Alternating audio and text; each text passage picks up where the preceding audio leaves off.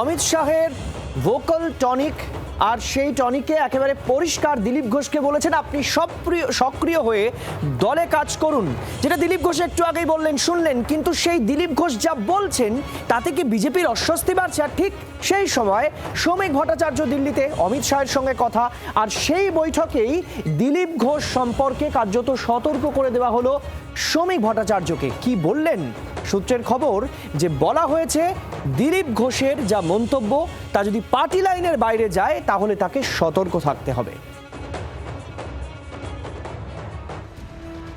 সবে দলের মূল স্রোতে ফিরেছেন, ফিরতে না ফিরতেই চেনা মেজাজে ব্যাটিং শুরু করে দিয়েছেন দিলীপ ঘোষ। তার টিপ্পনিতে যত না প্রতিপক্ষের রক্তচাপ বাড়ছে, তার চেয়ে ঢের বেশি ঘায়েল হচ্ছেন ঘরের লোকেরাই।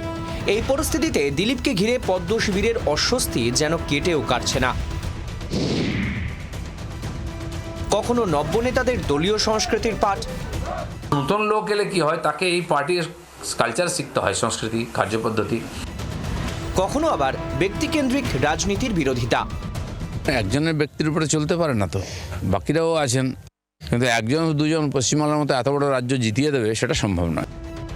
কোনোবারই দিলীপ ঘোষ কারো নাম নেননি, তাতে অবশ্য থেমে থাকেনি জল্পনা।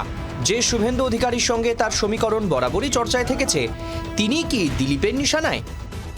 দ্বন্দ্বের প্রশ্ন নেই, পার্টি চলতে থাকলে লোক আসতে থাকবে, চলেও যায় কিছু কিছু লোক, পশ্চিমবাংলাটা কোথায় বেশি হয়। এই পরিস্থিতিতে সূত্রের খবর দিলীপকে নিয়ে এখনো অস্বস্তি কাটেনি গেরুয়া শিবিরের। শুক্রবার দিল্লিতে কেন্দ্রীয় স্বরাষ্ট্রমন্ত্রী অমিত শাহের সঙ্গে বৈঠক করেন দলের রাজ্য সভাপতি শ্রমিক ভট্টাচার্য। সূত্রের খবর দিলীপকে বিজেপির মূল স্রোতে ফেরাতে গুরুত্বপূর্ণ ভূমিকা নেন শ্রমিক। তাই দিলীপকে নিয়ে শ্রমিককেই সতর্ক করে দেন শাহ। জানিয়ে দেন পার্টি লাইনের বাইরে গিয়ে দিলীপের রাজনৈতিক মন্তব্য দলকেই অস্বস্তিতে ফেলছে। আগে দিলীপ ঘোষকে সামলা, পরে ভাববি বাংলা। আগে দিলীপ ঘোষকে সামলা, পরে ভাববি বাংলা। শাহী আশীর্বাদ পেয়েই মূল স্রোতে প্রত্যাবর্তন। এবার সেই শাহই রাশ টানলেন। ঘোষবাবু কি নিজের মতিগতি বদলাবেন? রাজীব চক্রবর্তী রিপোর্ট, জি24 ঘন্টা।